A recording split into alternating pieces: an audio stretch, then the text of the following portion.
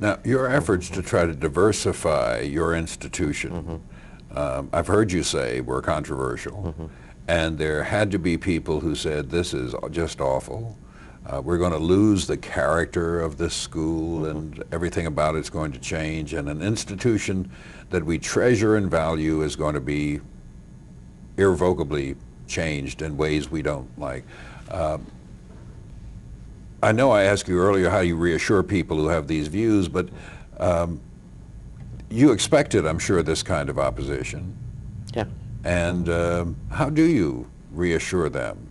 Or tell them that, as I think I've heard you say, that these changes are inevitable, that they cannot be stopped, they can't be halted? Mostly telling them the latter. But they, I bet they come back to you and say, yeah, but you could slow them down if you wanted to. Well, they do say that. But the best out or result for African Americans under those circumstances, or to get involved and help to decide how those changes will take place, rather than setting out in opposition and not being involved in the changes. We've seen a number of schools integrated where African Americans have gotten involved in the process and have helped to effect those changes.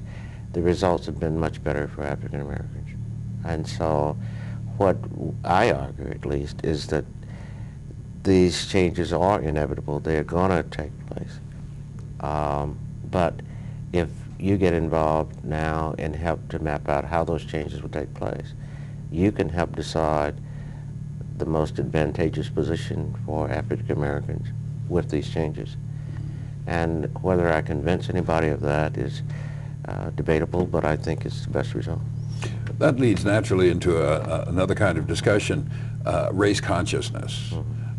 You've got to imagine that most African Americans have a fairly high level of race consciousness because the larger world creates this consciousness, and the world in which we live reinforces this race consciousness. Not so true with majority Americans.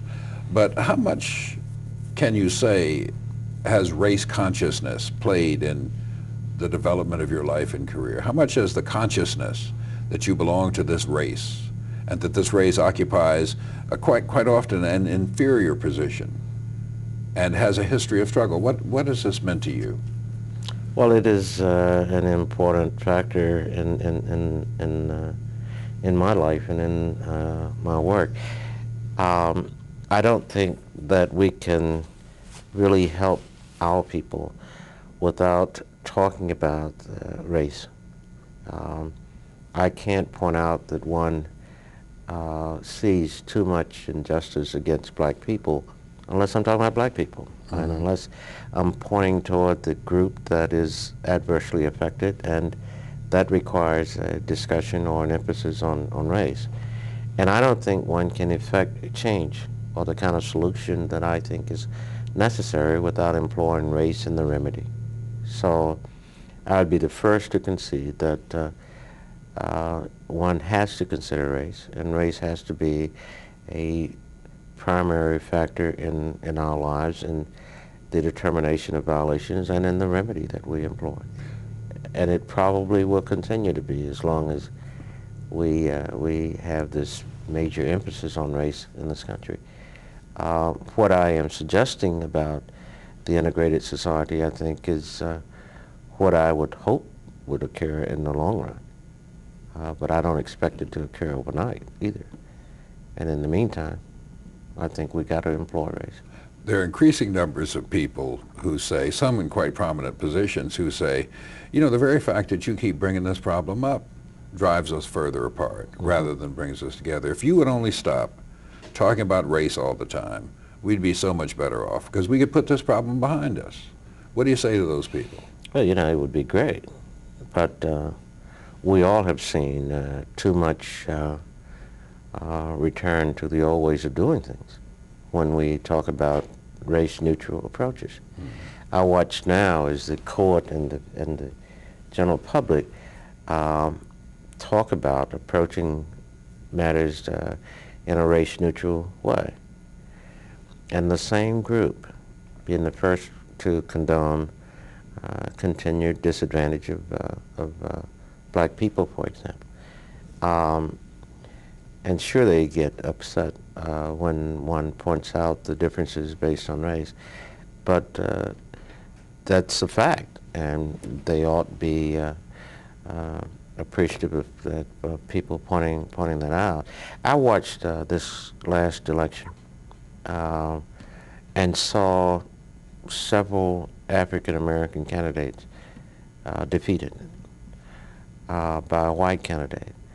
If one were fair and objective, there's no way one could explain those defeats other than by race. Even people who talk about race neutral and we should stop talking about race are there supporting the defeat of these candidates. Mm-hmm.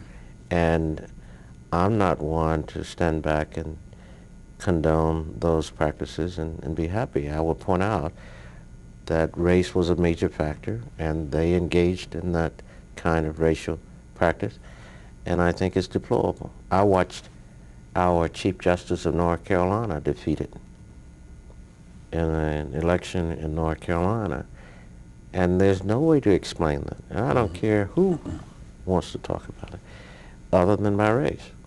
And those same people who would talk about how tired they are, people always raising the race issue, engaged in that practice that defeated the candidate. People who don't engage in racist practices, and there are some, who say, you know, why are you always bringing this up? You're driving a wedge between black and white people, or black, white, brown, and yellow people. You're always harping on this. You're always talking about it.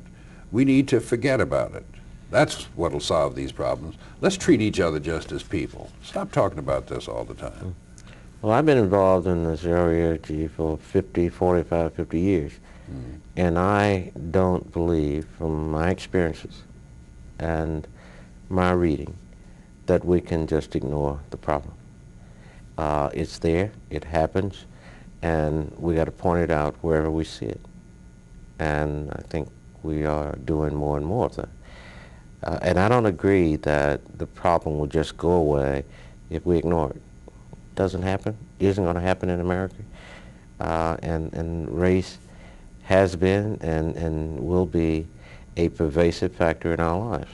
And I think we get further in just pointing it out when we see it and forcing people to address it.